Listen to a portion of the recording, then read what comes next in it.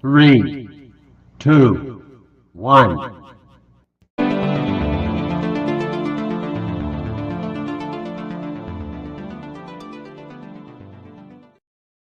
Hello and welcome into another NFL Sunday. It is week 2 of the NFL season. I will be diving in, giving you a little bit of my games of the week. I will give you some sit-start recommendations, and I will finish with my picks against the spread here in week 2.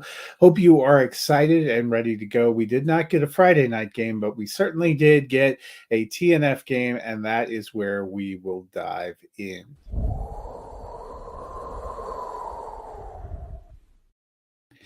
This week, the Miami Dolphins played host to the Buffalo Bills for the first official TNF game of this season. Yeah, we had a Thursday kickoff in week 1, but it's not quite the same. The NFL kickoff has a little bit of a different air and pageantry to it. Curious to see how these two division rivals would square off. Both teams started out way behind in week 1, but were able to fight their way back.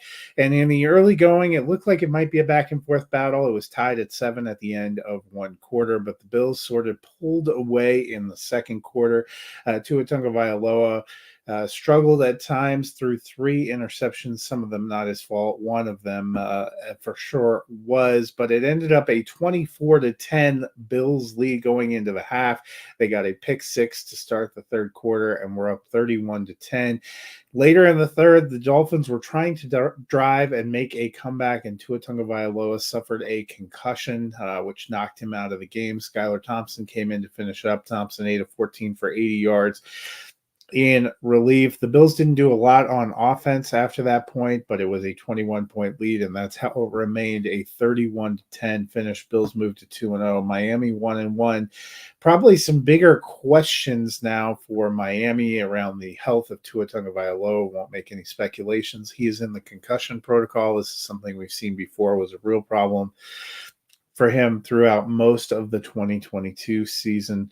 So our thoughts are with him as he goes through this recovery, and we'll see where the Dolphins go from here. At this point, it looks like Skylar Thompson could be a good bet to start the week 3 game. The Bills get a little bit of a mini bye at least, or the Bills and Dolphins get at least a bit of a mini bye thanks to the Thursday night game. So we'll see what kind of things develop. From a fantasy perspective, if you started either running back, James Cook or Devon Achane, you are feeling pretty good. If you started anyone else, you are probably hurting for points. So I will give you some lineup suggestions for this Sunday as we move forward. But before we get to that, I want to get to our games of the week. If you've been here before, you know a little bit how this segment works. I will pick one game to highlight out of each of the windows: early window, late window on Sunday, Sunday Night Football, and Monday Night Football. My early window game, I am going with the New Orleans Saints at the Dallas Cowboys. Both teams 1-0. Both of them looked very dominant in week 1. I would like to see how they do against each other. The Saints were playing a probably weak opponent in the Carolina Panthers, but 147-10, very convincing. I did not expect a blowout there. I thought Dallas would win in Cleveland. I didn't realize they were going to clock Cleveland. So both of these teams looked incredible in week 1. Now they match up one of the premier games of the early window. I'm hoping that one's playing in our market and be able to watch that. Dak, CeeDee Lamb, probably no Jake Ferguson in this one for the Cowboys. He's banged up at tight end. Saints seem all healthy and good to go. So a good matchup of offenses and some upside defenses. In the afternoon window, you can't go with anything other than the Cincinnati Bengals at the Kansas City Chiefs. The Chiefs are the reigning Super Bowl champions. They won on opening night kickoff, so they have had kind of a long week to rest and prepare for. The Bengals, who looked completely flat in a 16-10 home loss to the Patriots in week 1, will Burrow and Chase be able to get it going? If the war of words this week is any indication, the Bengals have written a lot of checks that they're now going to have to cash on the field. Chase said that they're the best team in football and they should be the favorites, not based on what I saw week 1, friend. One of the defensive backs for the Bengals also said Xavier Worthy doesn't have much to him other than he's fast. I think these are what you might call bulletin board material. Not that the Chiefs really needed that. This could end up being a lopsided game, but if Cincinnati really considers itself a contender in the AFC, they have to have a good showing this week. Sunday Night Football, we get another intriguing matchup. Both teams are 1-1. They met in the Hall of Fame game to kick off the preseason. That is the Chicago Bears coming to visit the Houston Texans. The Texans offense looked to be clicking in week one, a 29-27 win over the Indianapolis Colts. Over 100 yards for Nico Collins, 159 rushing yards for Joe Mixon, 2 receiving touchdowns for Stephon Diggs. That offense looked like it's humming. Chicago Bears got a 24-17 victory over the Titans. Very deceptive. They came back from a 17-0 hole, largely thanks to defense and special teams. Rookie quarterback Caleb Williams won the game, but finished with less than 100 passing yards and less than 50% completions. Can he do better against a good Texans defense now on the road? That is a question I have, but this is definitely an interesting premier matchup. And then our Monday Night Football game this week is the 0-1 Atlanta Falcons at the 1-0 Philadelphia Eagles. The Eagles technically getting their second consecutive home game, although being at home in Sao Paulo, Brazil probably doesn't feel the same as being at home in Philadelphia, Pennsylvania. The Falcons looked incredibly flat in a 18-10 home loss to the Pittsburgh Steelers last week. Kirk Cousins looks like he is a little bit slow and a little bit immobile coming back from that massive Achilles injury. I'm not sure playing the Eagles defense is the way to get right there, but we will see. You have to play the games that are on your schedule and that are in front of you. And that is certainly the game that is on their schedule and that is in front of them. The Eagles, meanwhile, they looked like they were great in their kickoff game. Saquon Barkley putting up 3 touchdowns in his first game as an Eagle has to be pretty encouraging to both Eagles fans and fantasy managers. They also had good passing day games from Devonta Smith and A.J. Brown. I like this team quite a bit, and I think this could be an interesting matchup. I'm hoping Atlanta bounces back a little bit, looks a little bit more competitive on offense. But again, it is not an easy matchup. That Eagles defense under Vic Fangio looked like they were doing pretty well, harassed the Green Bay offense quite a bit on opening night. Well, that'll do it for games of the week. As I promised, you might be in a little bit of a lineup quandary. Maybe you started Tyreek Hill or Jalen Waddle. Maybe you started Keon Coleman like I did in the league and got 0 points as a response. You might want some optimal lineup suggestions. So I am here to give you a few sit-start suggestions for your week 2.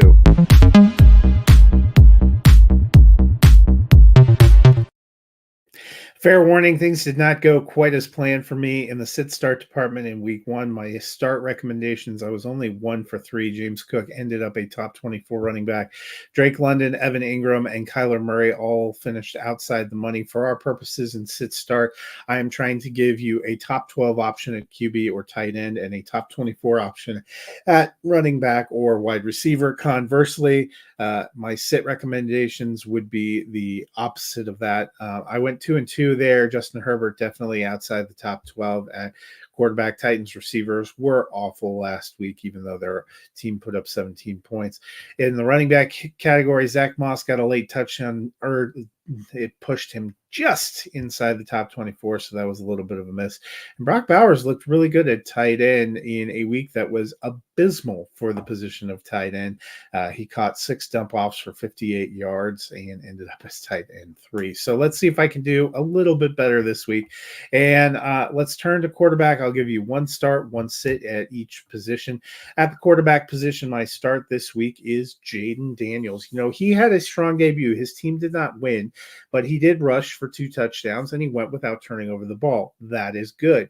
That is especially good for a rookie quarterback on the road, as he was last week in Tampa Bay. They want him to be more of a passer, but I think that's going to be something of a slow evolution.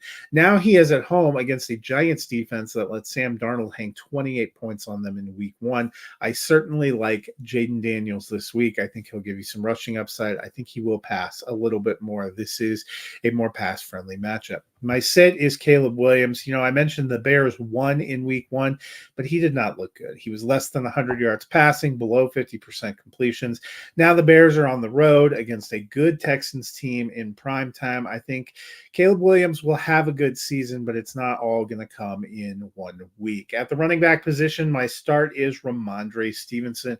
Patriots are at home. They are hosting the Seattle Seahawks. The Patriots were real surprise week 1 winners, in large part thanks to Stevenson.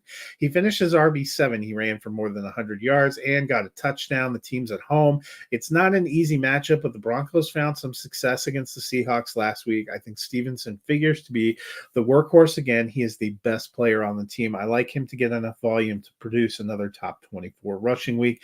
My sit, conversely, is those Broncos, and it is Javonte Williams. Even without Audric Estime, who went on IR this week, there's a lot of competition for touches. He split last week with Jaleel McLaughlin. I think the team is going to get undrafted rookie Blake Watson involved this week too. In addition, the Broncos have a pitiful passing game that relies on a lot of dump-offs at or behind the line of scrimmage, and they are facing the Steelers. It's an easy move to call Williams outside of top 24 territory for me. I have him more in the low-end RB3 range. I think the Steelers are going to handle the Broncos just fine. At wide receiver, my start is Deebo Samuel. You may have seen Christian McCaffrey is out again.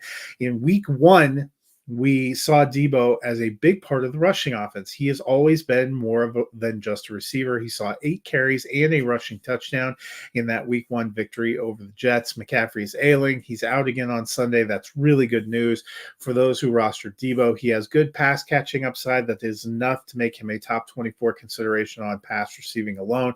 When you add in that rushing upside, I think it's an easy call. My sit is Deontay Johnson of the Carolina Panthers. Look, I know acquiring Johnson was the big move for the Panthers offense this offseason, but in week 1, it just didn't pan out. He caught 2 passes for 19 yards.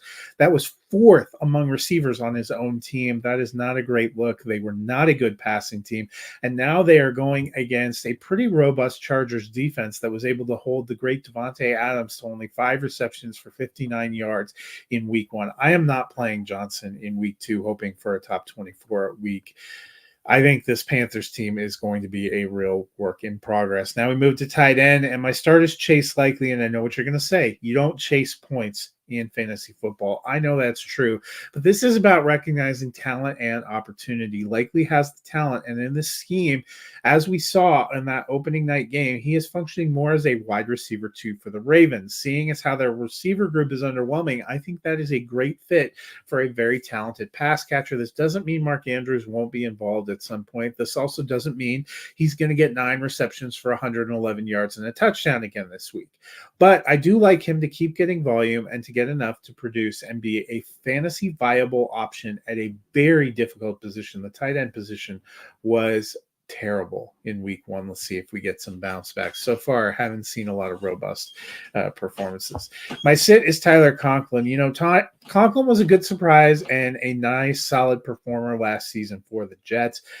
But they didn't have Aaron Rodgers. And, for most of his career, tight end has not been a huge part of what Rodgers does in the passing game. That seemed to bear out on Monday night as Conklin saw only 2 targets and caught just 1 pass for 6 yards. Most of that work coming when Tyrod Taylor came in for mop-up duty. Rodgers seemed laser-focused on Garrett Wilson, Allen Lazard, and Breece Hall. Mike Williams should be jumping into the mix more this week, too. I just don't think that leaves enough volume for Conklin on a consistent basis, so I am not starting him this week. We'll see, if things change moving forward, if the look and feel of the offense changes moving forward. So that is a look at my sit-start recommendations for this week 2. Before we get out of here, I wanted to end by circling back and looking at my picks against the spread. I'll be honest, I started out 2-0 last week. I was 2-0 before we hit the air, so I was very excited, but I ended 4-10, going 6-10 for all of week 1, and I have stayed on a cooler to start this week. I took the Dolphins at -1.5 on Thursday night, and that did not pan out. We'll see if the rest of it pans out for me. I am trying to get back on the right side of 500 with my picks against the spread. So for the rest of week 2, I have the Dallas Cowboys -6.5 over the Saints. I mentioned I really like this matchup. Both teams looked really robust on offense. Still, I like the Cowboys at home. I am taking the Tampa Bay Buccaneers plus 6.5 against the Detroit Lions. I think the Lions will win outright. They are my straight up victors in this game, but I think this game is going to be closer than a touchdown. The Buccaneers looked really good in week one. So did the Lions. I think this is going to be some back and forth. I am taking the Green Bay Packers plus 3.5. I picked the Colts as straight up winners, but winning in Green Bay is not easy, despite the fact that Jordan Love should be out. I think this is going to be a close game, no more than a field goal. I took the Jets minus 3.5 over the Tennessee Titans. Yes, the Jets lost at home on the road in pretty convincing fashion on Monday night. The Tennessee Titans had a lead for a while in Chicago. I think both the Titans defense is probably better than we suspected. The Jets defense has a little bit of work to do, but I am betting on Aaron Rodgers and that offense. It is their second consecutive road game, I know, but I think that they can get at least a touchdown victory, as the Bears were able to do in week one. I am not bullish on this Titans team. I'm taking the San Francisco 49ers minus 4.5 at the Minnesota Vikings. Yes, the Vikings look good in a 28-6 victory in week one, but I think the 49ers will come in there and will handle them. They took the Jets apart pretty easily on Monday night, even without Christian McCaffrey. I think they will do the same. I took the Patriots plus 3.5 at home over the Seahawks. The Seahawks are favored. It seems like a lot of people are on the Seahawks. Just go into New England and get a victory. But I actually think this upstart Patriots team will win at home. They were my straight up victors as well. I took the Washington Commanders minus 2.5 at home against the Giants. I think the Commanders will get a straight up victory at home against a bad Giants team as well. I took the minus 6.5 for the Chargers on the road at Carolina. Carolina looked dreadful in week one. The Chargers weren't incredible on offense, but they were pretty good on defense. They held down a more talented Raiders offense in week one, and they were able to run all over the Raiders. Now missing Derek Brown from that defense as well for the Panthers. I think it's going to be a long day in Carolina. I took the Jaguars minus 3.5 over the Cleveland Browns. Both these teams lost in week one, but the Jaguars were very close, had a decent lead on the Dolphins for a time. Cleveland Browns really struggled and scuffled at home. They're also missing David Njoku today. I don't think that bodes well. I took the Ravens minus 9.5 at home against the Las Vegas Raiders. I think the Ravens are ready to rumble. The Raiders gave up over 160 rushing yards to the Chargers and J.K. Dobbins and Gus Edwards last week. I think Derrick Henry should eat today. He would be a great start. This is probably the most interesting matchup of the day, but I took the Rams plus 0.5. It's basically a pick 'em over the Arizona Cardinals. Both these teams lost in week one, and I know the Rams lost Puka Nacua, but I really liked what we saw from Cooper Kupp. I think we'll get a better day from Kyren Williams. I like some of the ancillary players like Tyler Johnson and Colby Parkinson. The Cardinals started out really hot in Buffalo and completely faded. Maybe they'll be a little bit better at home. They have some weapons. I think this is going to be a close game, but I am on the Rams. I took the Pittsburgh Steelers minus 2.5 over the Denver Broncos. They could have made that spread higher, and I still would have taken the Steelers. The Broncos looked dreadful in week one. I think they are indeed going to finish as one of the lesser teams in the NFL this season. I took the Kansas City Chiefs minus 5.5 at home over the Bengals. The Bengals didn't show us anything in week one. It would take a lot of a spark for them to hang within a touchdown of the Chiefs, I think, in this one. I took the Houston Texans minus 6.5 over the Chicago Bears. I know the Bears won in week one. Their defense and their special teams are looking good, but they have a much tougher offensive opponent to face in the Houston Texans. And with Caleb Williams on the road, hopefully we'll see a little bit of improvement, but I think this is going to be a stretch. I think the Texans will get the victory. I also took the Eagles minus 6.5 at home against the Falcons. Another offense that looked pretty poor in week one that really needs to step up and show us something, and that is Atlanta. And I'm not sure going against Philadelphia in Philadelphia is the way to do it. So that'll do it for me for this week 2 preview. Hope you guys have a great day out there. Enjoy some of the games. Get your lineups all set and ready to go. And we'll see how I fare picks against the spread in week 2.